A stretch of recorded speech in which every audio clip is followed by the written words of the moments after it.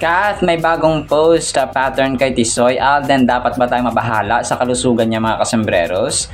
Medyo nakaka-bother ito, no? Yan at marami pang items sa vlog na ito. Unahin ko itong Stars on the Floor ni na Alden bukas. Naglabas na ng teaser. Hoping na hindi naman tayo makapiright dito mga kasembreros. Dito sa kanilang teaser na pinost kagabi, no? Ng Stars on the Floor mga kasembreros. So parang ano nila ngayon ay yung mga dito, yung mga yung theme nila mga kasembreros ay mga mythical creatures ng Pilipinas mga kasembreros. So sina Jasmine at si Joker ay tikbalang yung kanilang napili mga kasembreros, si Rocco at Sofia, Bakunawa at Apulaki mga kasembreros, no? Tapos sina Sugar at Jeremy naman ay si Malakas at si Maganda. Wow, ang galing. Ang galing ng ano nila ha. Tapos si Paul naman at saka si Denise ng kalista, si Maria Makiling yung kanila nakuha ng mga mythical creatures. So si Shanti at saka si Jao ng Alamat ay Serena mga kasembreros. So yun ang kanilang tema or napiling mga mythical creatures, mga alamat ba, at saka mga nakakatakot na mga dito sa Pilipinas mga kasembreros. So yun po. So 7:15 PM ulit sila ha. Yung Stars on the Floor mga kasembreros. So baka makalimutan natin, no, na sila po ay back to back to normal na or back to original na time slot mga kasembreros. Tapos si Big Bad Bawang nag-post ng kanilang parang meeting, and at the same time pag-usap-usap ng kanilang Love Siargao team mga kasembreros. So dito ay 6 hours ago pinost ito ni Big Bad Bawang na ano siguro to, parang dito management ng View Philippines mga kasembreros. So hashtag or ang post na dito ay very good, nice, Love Siargao. Excited for how we are building this Filipino V original for a global audience with creative collaboration with our lead actor. So tapos dito ay parang nasa isang private na lugar sila or kainan, no? Tapos nag-meeting din sila mga kasembreros, no? Kasama of course sina Alden, sina Nadine and the rest of the staff. So nakita ko talaga ito kay Nadine, si Kath mga kasembreros, kasi di ba magkamukha sila mga kasembreros.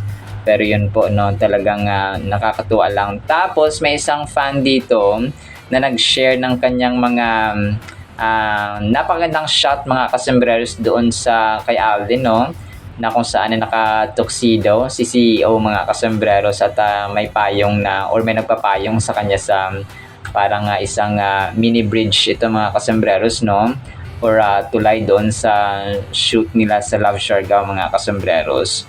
So ito po ay posted ito ng Siargao Secret. So yung Siargao Secret, lahat talaga ng pinopost nito ay yung mga kaganapan doon sa Siargao mga kasembreros. So nagkita ko yung mga post niya minsan, yung mga foreigners, yung mga turista, yung mga kaganapan doon sa Siargao. So lahat ng kaganapan doon sa Siargao mga kasembreros. So ang daming likes. So 2 hours ago niya pinost, 572 reactions na agad siya mga kasembreros. So ang kumuha ng litrato ay si Annaliza Rilao mga kasembreros. So Alden Richards at the iconic Cloud9 Boardwalk.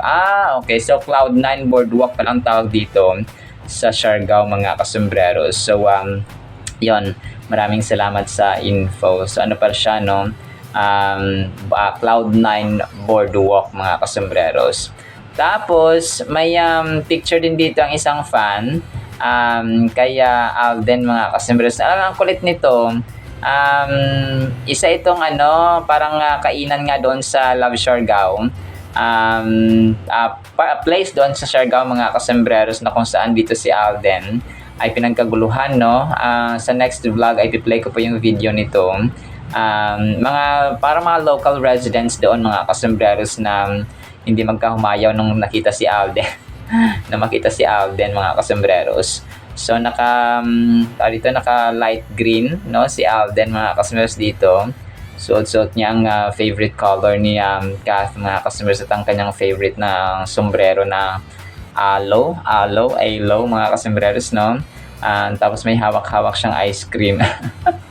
May hawak-hawak siyang ice cream, mga kasembreros. So, ang cute at ang kulit lang ni Soy Tea, mga kasembreros, no?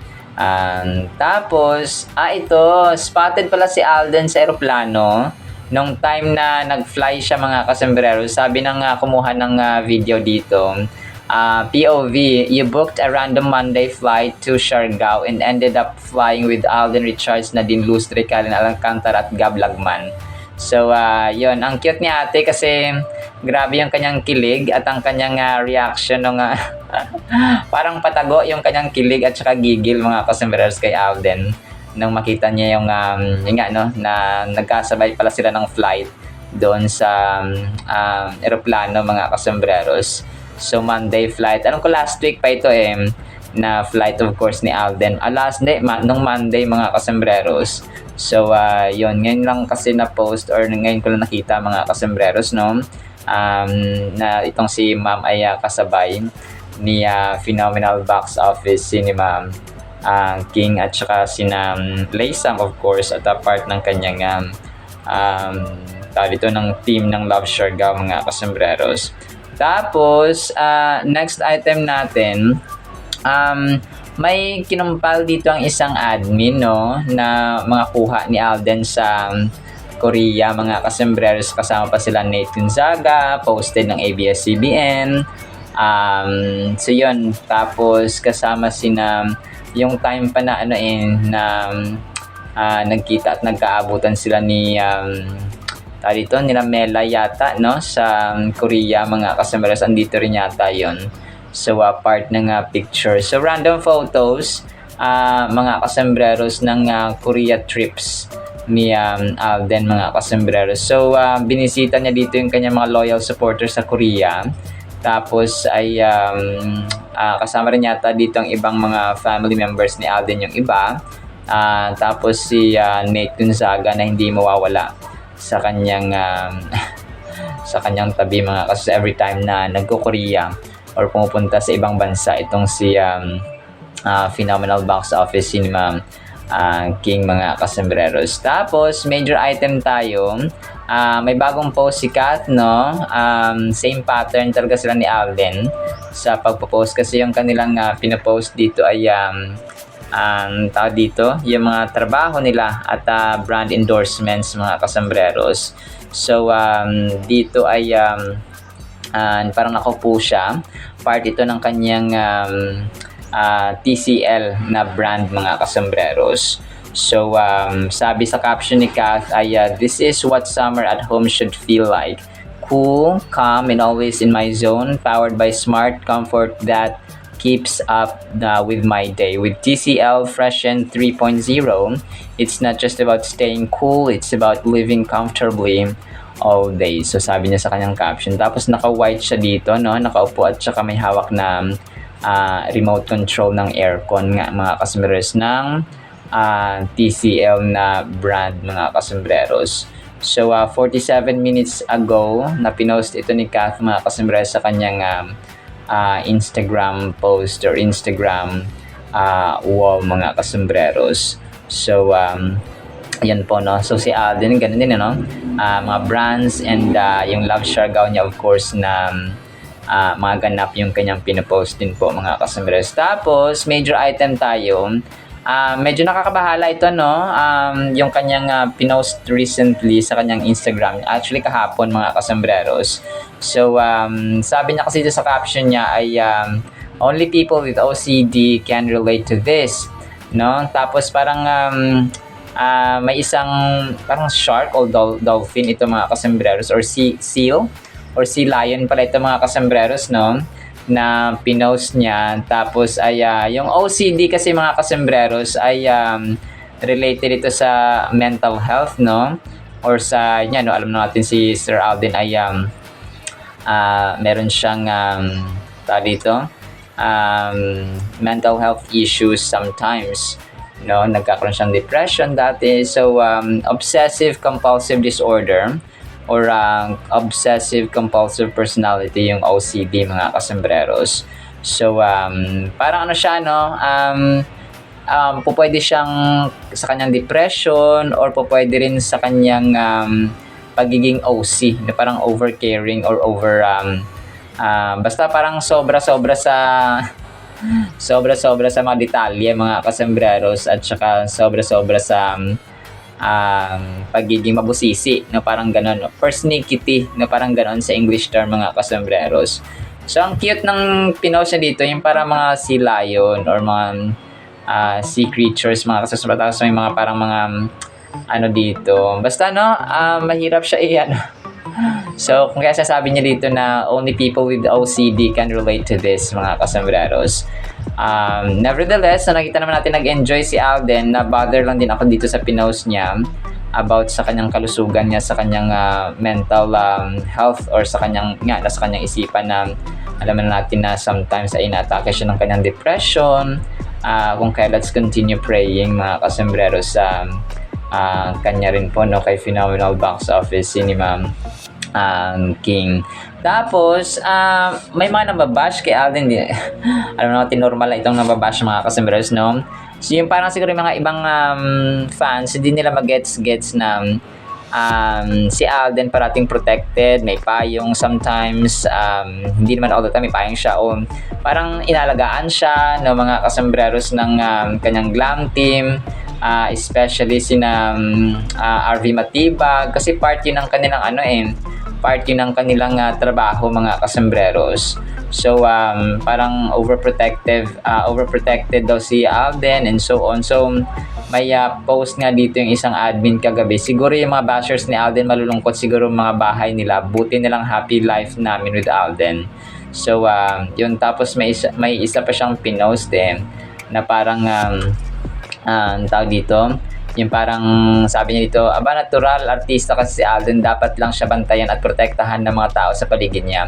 Try nyo din maging artista, baka hanggang sa loob ng CR may nagbabantay sa inyo, So, sabi niya ganoon, no, ni Chard, mga kasembreros. So hindi siguro naiintindihan ng iba, na kasi nakita natin, di ba, sa dito nga sa Love Siargao, talagang met-maya yung ayos, met-maya yung may nagpoprotekta, may naggugwardya, and part yun ng kanilang trabaho, no, mga kasembreros. Part yun ng kanilang dito, ng kanilang job description, na kailangan protektahan, kailangan ganito ganyan, no, mga kasembreros. So kung kaya yung iba lang ay hindi parang hindi na maintindihan, mga kasembreros, yung trabaho na ganito, kung kaya nagre-react siguro yung iba. So pero hayaan na natin, no, ang mga taong ito, mga kasembreros. So kailangan talaga nila ng malawak na pangunawa sa trabaho ni Alden, na sometimes ay hindi maunawaan ng mga normal na tao, mga kasembreros. Tapos may isang video dito, parang nasa isang restaurant si Alden, kasama sina RV yata, at saka yung iba niyang team. Hindi kasama sina RV. Parang kumain yata sila, mga kasembreros. So habang kumakain ay may tablet na dala si Alden, no? Tapos yun, talagang yung iba ay nagtitinginan sa kanya, tapos may iba naman na foreigner na hindi siya kilala, of course, no? Pero yun, talagang parang inakay si Alden sa isang private na lugar, siguro ito, na dun siya kakain, no? After knowing that he was Alden Richards, mga kasembreros. So yun po, no, talagang well accommodated si Soy T dito, mga kasembreros. Tapos ang cute ng dito, si Alden kasi at saka si Nadine, nakuhaan sila ng picture sa malayo, no? Sabi niya dito, sabi ni Archie de Beth Paler, sabi niya, uncle na ko og auntie, hehe. Ang uncle og auntie, ibig sabihin po ay tito at tita, mga kasas, parang tsuhin at tsahin. So parang ganoon, mga kasembreros. So sa Bisaya kasi ganun siya, no, uncle at auntie.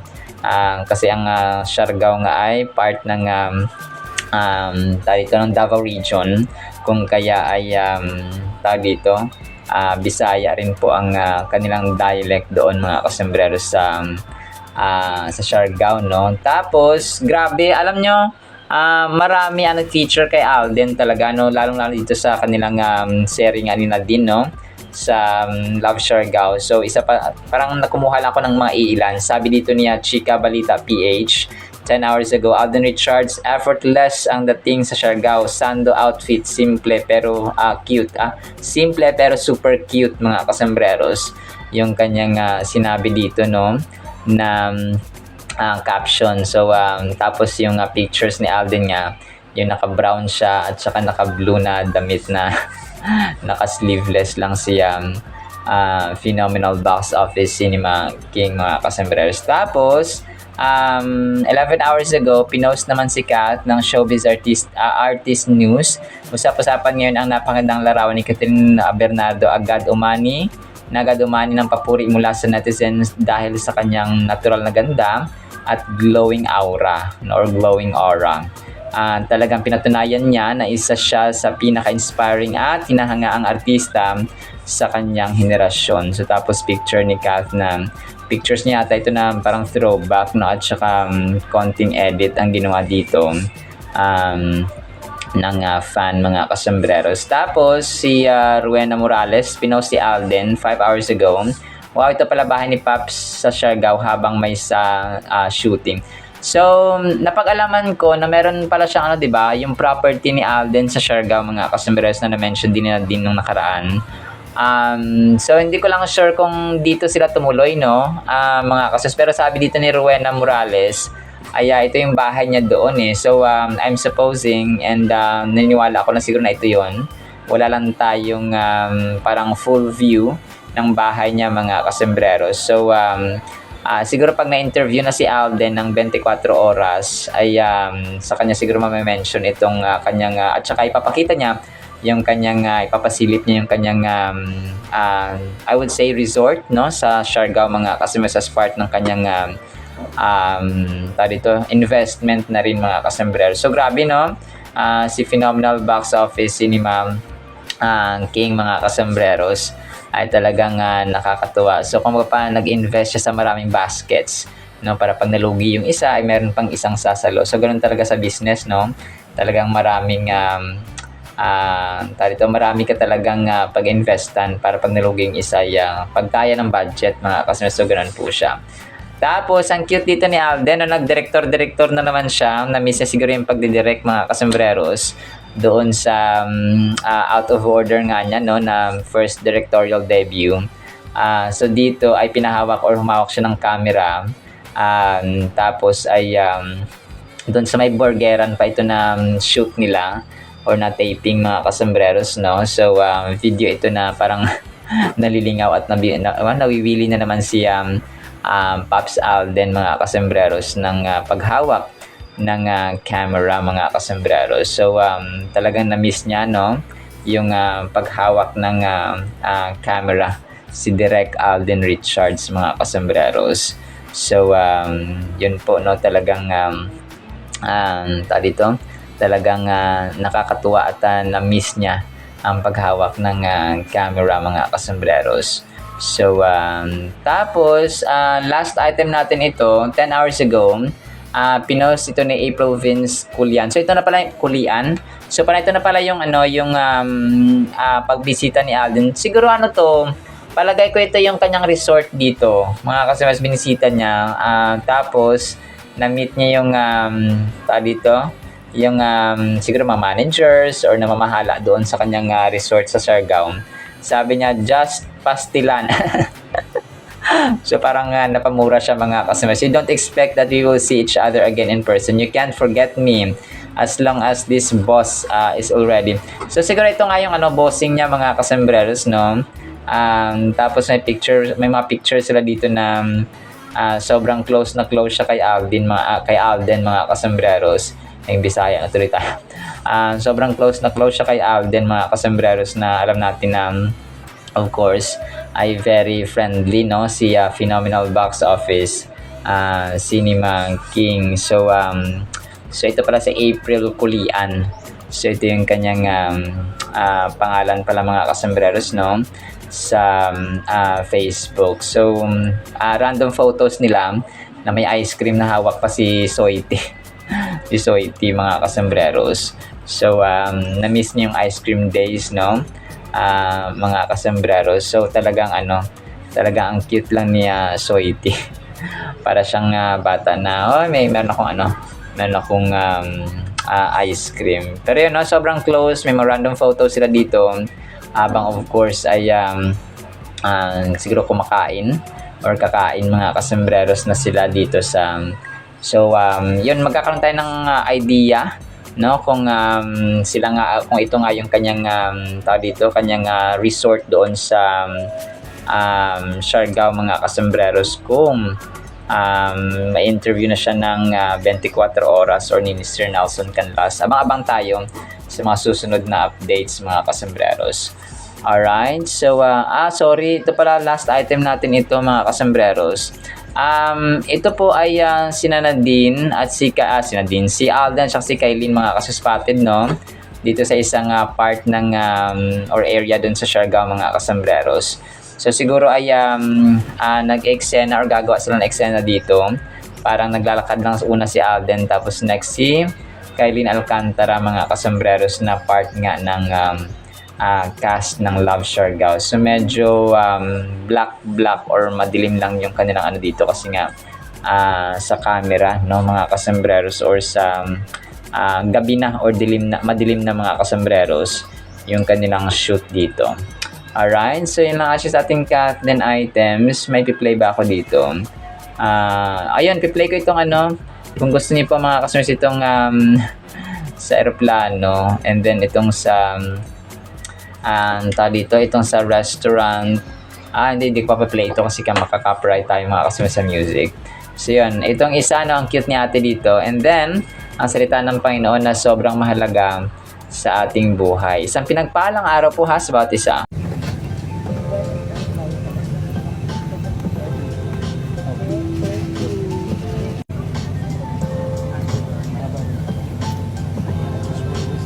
Sobrang ganda nitong ating Word of God mga kasembreros. Ang title natin ay Pandak na Nagpakumbaba. Bakit kaya, no?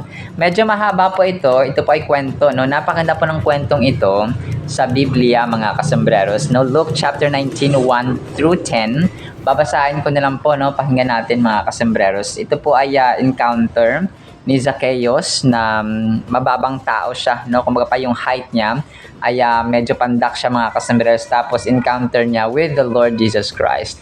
So basahin natin, no? Jesus went on to the city of Jericho and was passing through it. There was a rich man named Zacchaeus. So mayaman si Zacchaeus mga kasembreros ha. Bakit kaya? He was a leader of those who gathered taxes. So siya yung leader, pinuno ng mga maniningil ng buwis mga kasembreros, kung kaya siya mayaman. Zacchaeus wanted to see Jesus but he could not because so many people were there and he was a short man. So ito pala siya, no? Short man siya mga kasembreros. Ibig sabihin ay maring pandak siya talaga mga kasembreros, or maliit, no, na tao mga kasembreros, kung kaya hindi niya makita si Jesus Christ, no, when he was passing. Kasi sobrang sikat si Jesus Christ at that time. So kung parang celebrity, no, na pag dumating siya, talagang yung presence niya ay dinudumog ng crowd or ng maraming tao. So grabe, no, si Zacchaeus, nung marinig niya ang pangalan Jesus Christ and narinig niyang dumadaan si Jesus Christ sa kanilang lugar, ay rin siya, no, parang na curious din siya, kung kaya gusto niya makita si Lord Jesus Christ mga kasembreros. He ran ahead and got up into a sycamore tree to see him, to see Jesus. Jesus was going by that way. So ang ginawa niya, kasi maliit siya, no, ay umakyat siya sa sycamore, no, isa po yung uri ng kahoy mga kasembreros sa Israel. When Jesus came to the place, he looked up and saw Zacchaeus, no. Nakita niya si Zacchaeus mga kasembreros sa ibabaw ng sycamore na kahoy. He said, "Zacchaeus, come down at once. I must stay in your house today." At once he came down and was glad to have Jesus come to his house. When the people saw it, they began to complain among themselves. They said he's going to stay with a man who is known to be a sinner. So kasi nga, di ba, yung mga tax collectors dati ay magnanakaw sila. No, sinner sila mga kasembreros at makasalanang itinuturing ng society. Kung kaya nagulat ang mga tao kasi si Jesus Christ ay kilalang guro at nagtuturo ng salita ng Diyos, no, ng kaharian ng Diyos, mga kasos ng kanyang ama. And yet, gusto niyang pumunta sa isang bahay ng taong kinikilalang makasalanan sa society o sa kanilang lugar, mga kasembreros. Sabi pa dito, Zacchaeus stood up and said to the Lord, Lord, see, half of what I own I will give to the poor people. So grabe, no? Yun palang encounter pa lang yun, mga kasos, pero parang nagsisi na agad si Zacchaeus. Sabi niya yung kalahati doon ng kanyang income ay bibigyan niya sa mga may hirap, mga kasembreros. And I have taken money from anyone in a wrong way. I will pay him back 4 times as much. Grabe, no? Sabi niya dito, ibabalik niya yung pera na ninakaw niya sa mga tao, no? Kasi yun nga, no, yumaman siya dahil sa masamang pamamaraan, mga kasembreros, pag ninakaw ng pera ng taong bayan. Tapos sabi niya ito, I will pay him back 4 times as much. So 4 na beses daw yung amount ng na ibibigay niya sa mga taong or sa taong kanyang nagawa ng masama or pinagnakawan, mga kasembreros. So ibig sabihin 4 times, pag 400 pesos, yung ibabalik niya ay 1,600, no? Kasi 4 times 4. So 1,600 na 1,600, mga kasembreros. So grabe, no? Okay, yun ay kung 400 lang, no? Pero kung mas malaki pa doon, let's say 10,000, so maging 40,000, mga kasembreros, yung kanyang ibabalik sa taong napagnakawan niya. Jesus said to him, today a person has been saved in this house. This man is a Jew also, for the Son of Man came to look for and to save from the punishment of sin those who are lost. Grabe, no? Wala pang sinasabi si Lord Jesus Christ.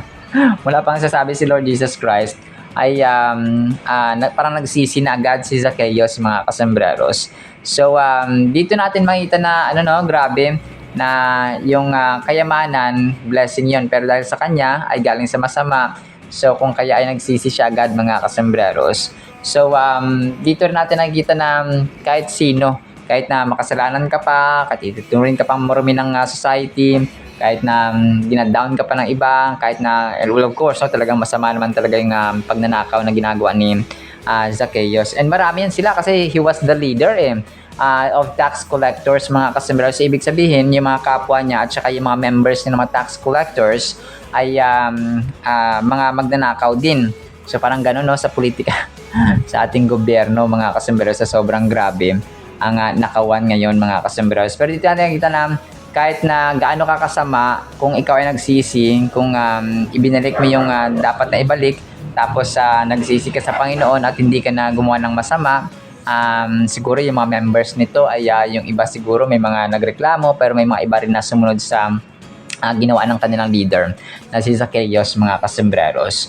So Jesus intentionally seeks out and saves Zacchaeus, a tax collector, despite the societal judgments and criticisms against him in this verse.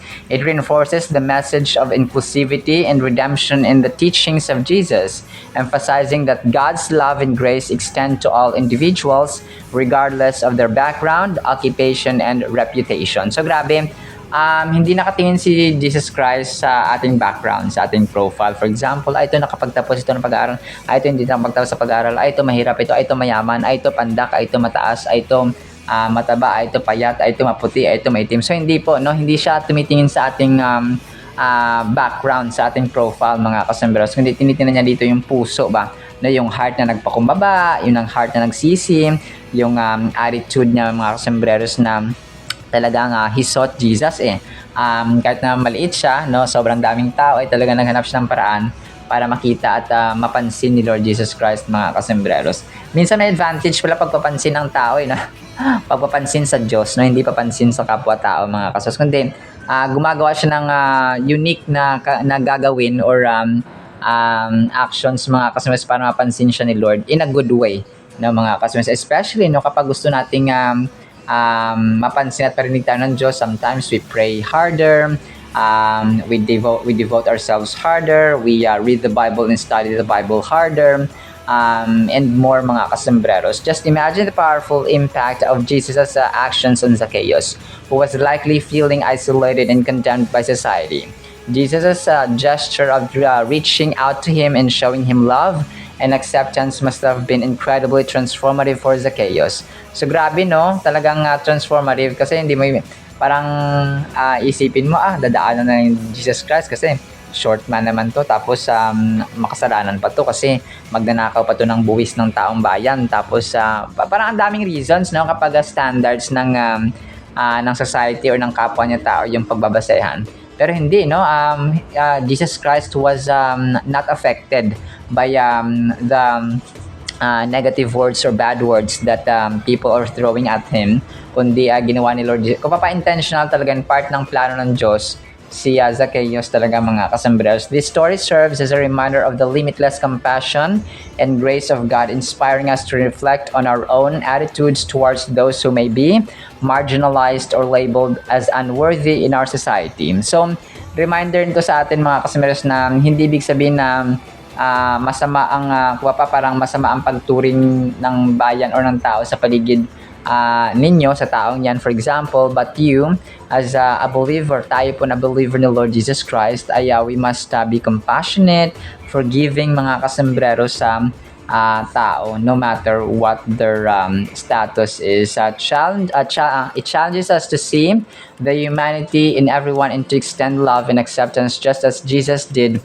with Zacchaeus. So, yung ginagawa kasi ni Lord Jesus Christ na ito, mga kasombrero, every single act na ginagawa niya sa Biblia ay example sa atin. Diba, nagpatawad siya, so dapat tayo magpatawad. Naging maawain siya, so dapat tayo maging maawain din. So naging mapagmahal siya sa mga bata, for example, o sa mga crowd, mga kasusan nakikinig sa kanya. So ganun din po dapat ang ating gawin. And of course, no, yung mga kanyang mga reminder sa atin through words na mapagpala ang mga mapagpakumbaba, mapalad ang mga maawain, mapalad ang mga nauuhaw sa katarungan, mapalad ang mga gumagawa ng kapayapaan, mapalad ang mga poor in spirit, and so on, mga kasombrero. So dapat ganoon din po. The story challenges us to see beyond external labels and recognize the potential for transformation in every individual in a world where societal divisions and prejudices still exist. It encourages us to seek out those who are marginalized and offer them the grace and acceptance that Jesus exemplified. This is particularly relevant in our polarized times, where extending kindness and understanding can be revolutionary acts. So, yun, talagang sa mundo natin yun, talagang uso kasi ang judgment, no? Kahit sa social media, kahit sa personal natin na buhay, we receive judgments, may it be simple judgment, or radical judgments, or harsh judgment talaga. May mga may constructive criticism. So dapat malaman din natin kung sinasabihan tayo ng masama or ng negative dahil ba kailangang baguhin, or talagang sadyang masama talaga, mga kasama, at saka talagang masama lang talaga sila, or ugali nila yung ganon, mga kasus, na mag-ridicule. Furthermore, we can show compassion and love by extending forgiveness and acceptance to others, as Jesus did with Zacchaeus. We can foster a sense of community and belonging by letting go of judgment and resentment, and instead choosing to offer forgiveness and grace. So yun siya, no? Napaka-effective nito, mga kasos, because si Jesus Christ na mismo nagsabi at naging example natin. So He is the perfect and most ultimate and final example. Jesus Christ, mga kasambreros, humility, considerate, no, forgiving, mga kasambreros, and so on. Think of your life like your job or family. When Zacchaeus met Jesus, his life got a complete overhaul, like getting a major promotion for doing the right thing. So, nagkaroon talaga ng overhaul. Parang grabe yung transformation ni Lord Jesus Christ ni Zacchaeus, mga kasambreros, when he encountered or met Jesus Christ. Sa atin, no, bago nagbabasa tayo ng Biblia, kapag nananalangin tayo, and so on, mga kasus, dapat ay nakikitaan tayo ng transformation when we read, sabi ni Lord sa Biblia, o magpatawad daw, o sabi niya maging mapagpangababa, o sabi niya maging loving, maging patient, o sabi niya maging kind, o sabi niya maging obedient tayo sa ating magulang, and so on. So dapat gawin natin, because transformation doesn't take place when we just read or read the Holy Bible. It is manifested through our changed life, no, binago ng Diyos using or through His Word, mga kasombreros. Alright? So yun lang po sa ating Word of God, ha? Nakapagpapalaan po tayo ng pag-ibig, pananampalataya, pag-asa, at hindi tayo nakatingin sa physical na anyo ng isang tao, bagkus ay sa example ni Lord Jesus Christ in character. In the mighty, holy, sweet, magnificent name of the Lord Jesus Christ, we pray. with the communion of the Holy Spirit of the living God. And everyone said Amen and Amen. See you sa next segment mga kasambreros and paalam po. I love you.